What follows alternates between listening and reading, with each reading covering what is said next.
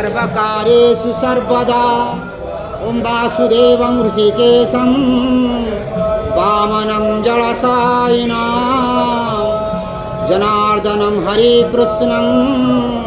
श्रीवत्स गरुडध्वजं वाराहं पुण्डरीकाख्यं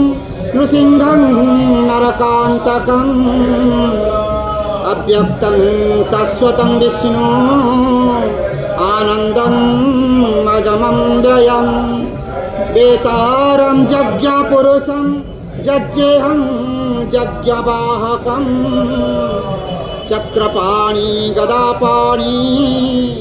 शङ्खपाणि नरोत्तमं त्रिविक्रमं त्रिकालज्ञं त्रिमूर्तिनन्दकेश्वरम् उपेतं केशवं केशिसूदनं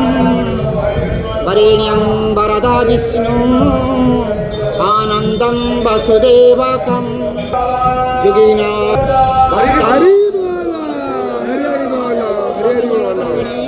सर्वतत्त्वाहरं तत्त्वं योगीनां तत्त्वं हरिहरनिमित्तं श्रीपतिर्वैष्णमाला शैवानः भैरवश्च पशुपतिः स सर्वशक्तितत्त्वं दानं बुद्धरूपं ऋषभं गतिवरं जैनसिद्धान्तसारं तं वेदः पातु नित्यं कलिकलुषहरं वीरशैलाधिनाथम् ॐ सुप्रकाशमहादीप सर्वतोस्तिमिरापः सबाह्यभ्यन्तरज्योति दीपयं